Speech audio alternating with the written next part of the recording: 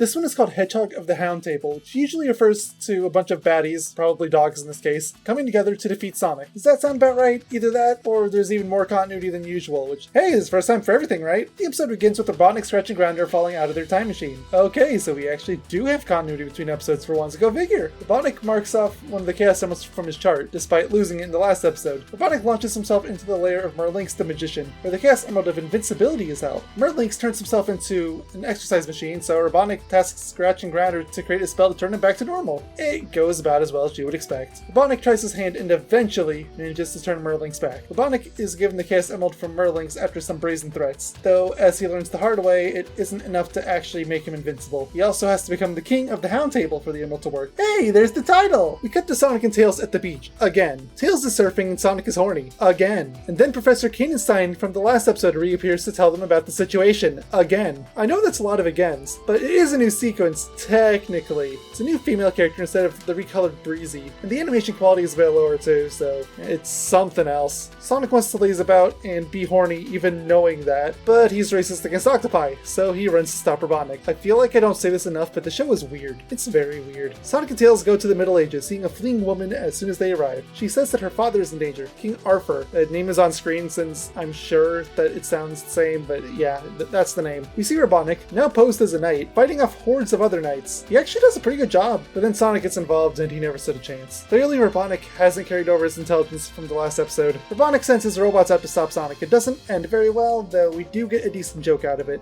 That wasn't so bad.